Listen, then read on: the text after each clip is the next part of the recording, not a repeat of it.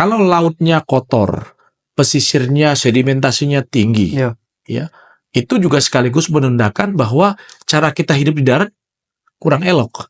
Kalau kita lihat dalam landscape masyarakat tinggal di wilayah pesisir dan pulau-pulau kecil, itu lebih kurang datanya seperempat ya dari masyarakat kita yang tinggal di wilayah pesisir dan pulau-pulau kecil adalah masuk dalam kategori miskin.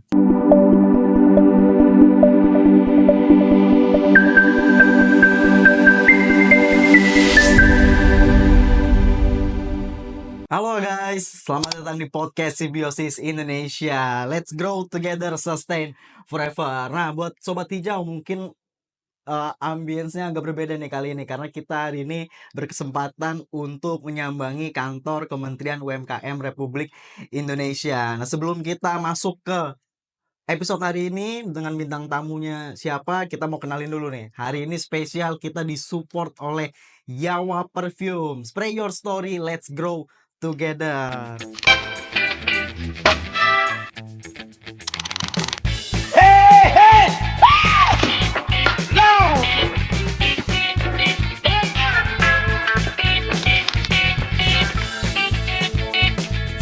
Biar makin wangi kita hari ini kan.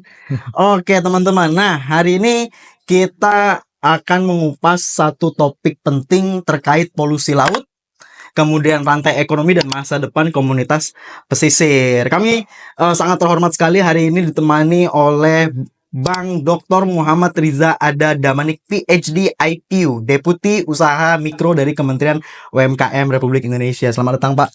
Makasih, Mas Yogi, makasih. Bang Riza, terima kasih nih udah bergabung bersama kami. Bang Riza, mungkin Bang Riza bisa jelasin sedikit dengan latar belakang PhD School of Humanities Resource Management di University Science Malaysia, dan kemudian aktif juga di KNTI, Kesatuan Nelayan Tradisional Indonesia.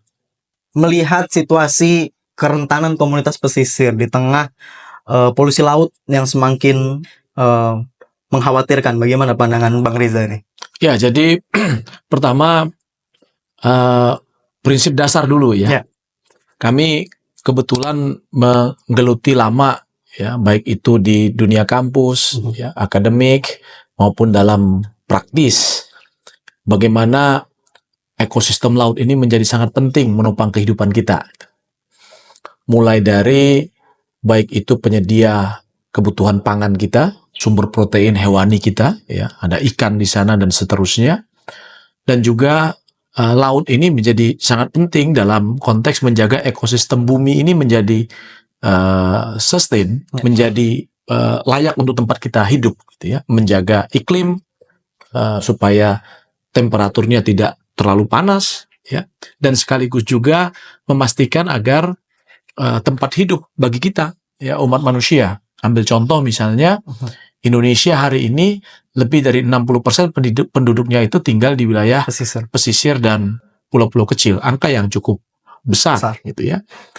Dan potret di Indonesia sebenarnya juga menggambarkan bagaimana penduduk bumi yang sebagian besar juga tinggal di wilayah pesisir dan pulau-pulau kecil. Nah, maka di satu sisi ada potensi yang sangat besar, tapi benar juga di sisi yang lain ada kerentanan yang cukup tinggi. Terlebih hari-hari ini ada perubahan iklim, ya, panasnya suhu bumi yang juga berdampak pada penaikan suhu air laut, misalnya, dan juga berdampak pada kenaikan muka air laut yang tidak sedikit memberikan dampak signifikan kepada jumlah tangkapan ikan bagi nelayan kita, penurunan pendapatan ekonomi bagi nelayan kita, atau juga mengancam, ya, kenyamanan hidup bagi masyarakat yang tinggal di wilayah pesisir dan pulau-pulau kecil. Gitu. Nah, dalam konteks itulah saya kira ada prinsip dasar yang dimana kita berkepentingan, ya, kita itu artinya semua kita berkepentingan untuk menjaga ekosistem laut kita ini bisa sustain, bisa sehat. Ya, kita percaya betul bahwa laut itu, ya, ekosistem pesisir kita, ekosistem laut kita itu adalah wajah kita.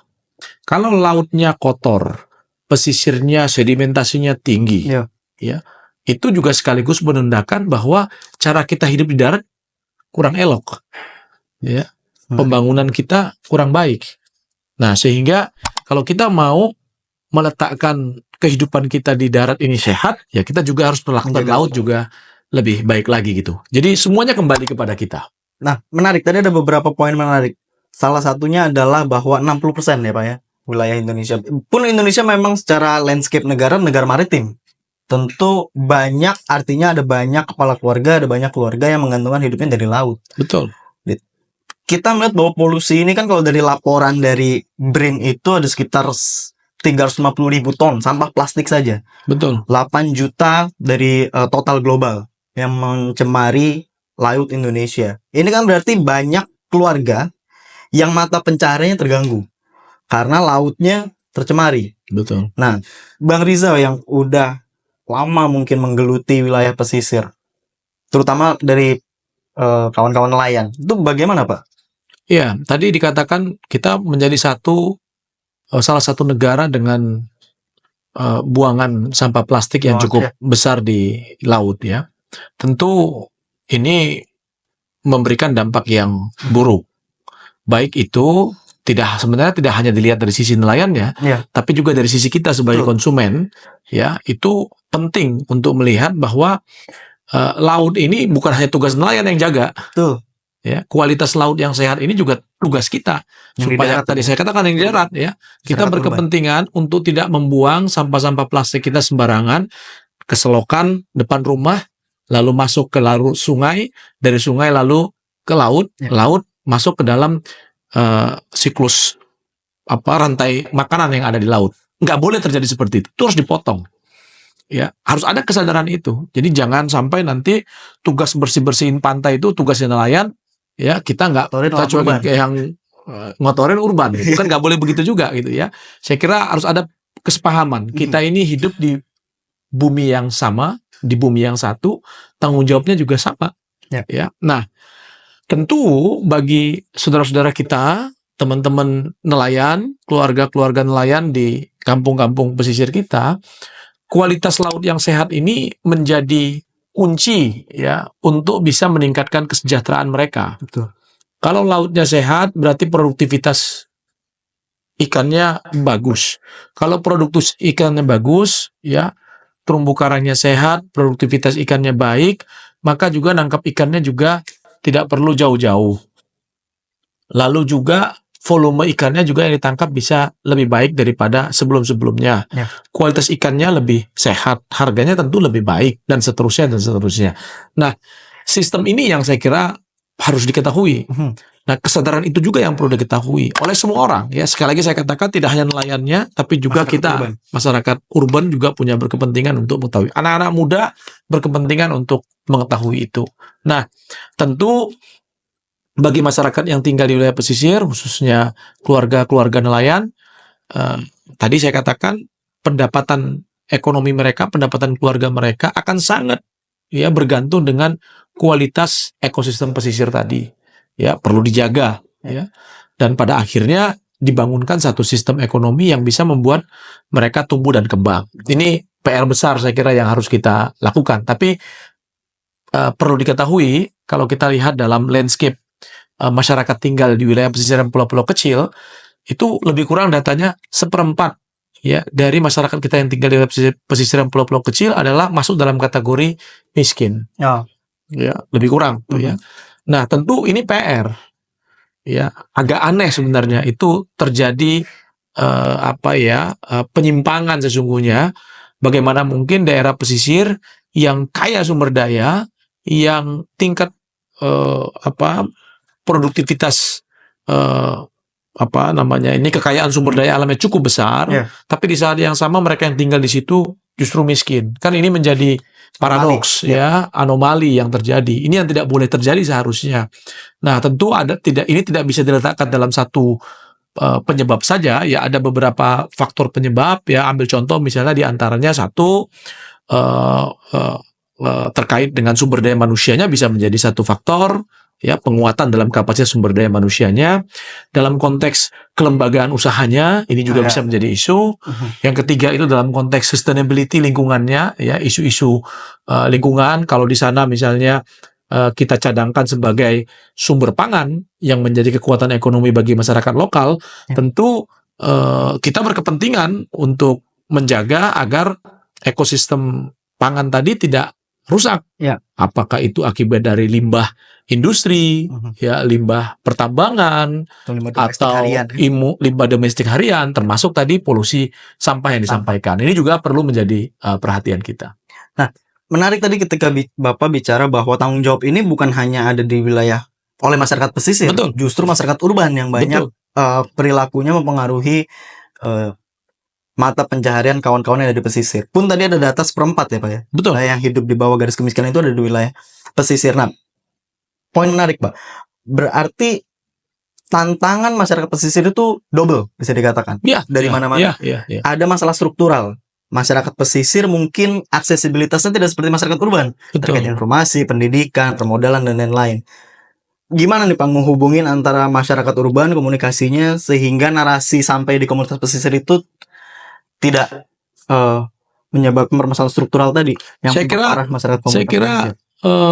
Sejak awal kan kita sudah sepakat ya. Kita ini adalah negara kepulauan tropis terbesar di dunia. Ya.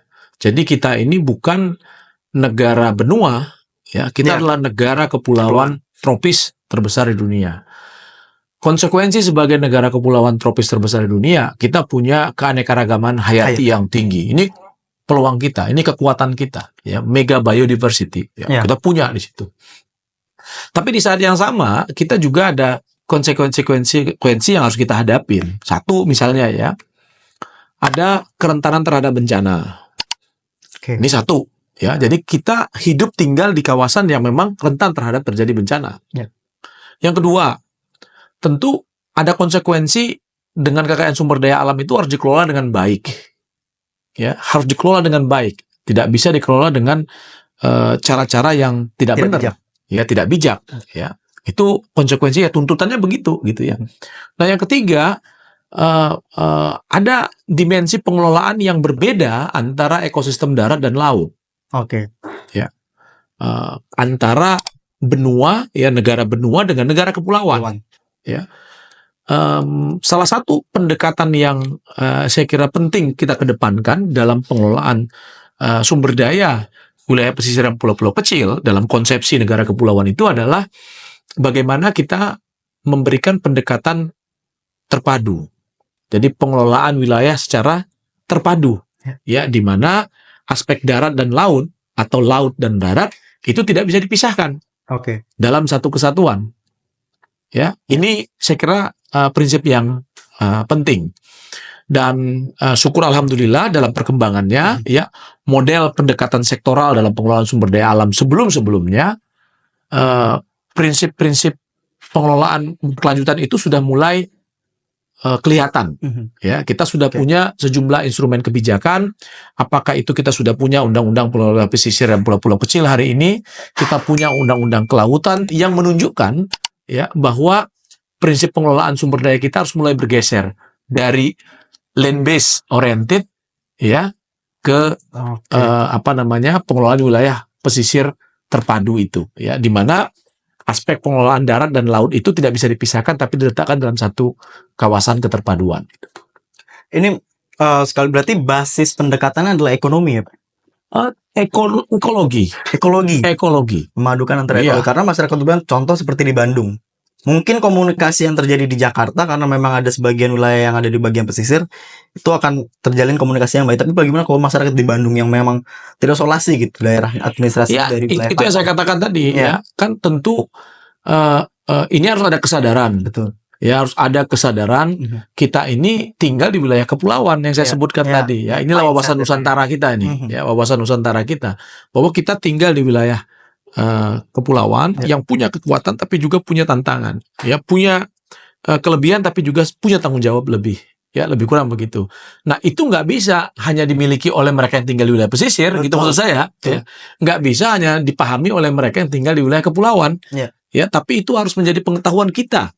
ya maka anak-anak ya sejak sekolah dini itu sudah mulai diajarkan, diedukasi, diberikan pendidikan bahwa tinggal di wilayah mereka adalah mereka adalah penduduk di negara kepulauan yang besar ini, gitu ya, sehingga hal-hal yang mendasar tadi itu kita terkoneksi satu dengan yang lain. Ini saya kira menjadi sangat penting sekali gitu. Baik. Oke. Itu dia Sobat Hijau, menarik sekali ada poin bahwa kerentanan masyarakat dan komunitas di pesisir itu justru harus dibangun dari pemikiran atau mindset masyarakat urban yang memang sudah sadar betul bahwa wawasan kebangsaan kita adalah negara kepulauan, negara maritim besar. Itu dia segmen pertama kita bersama Bang Riza. Stay tune di podcast Simbiosis Indonesia. Grow together, sustain forever.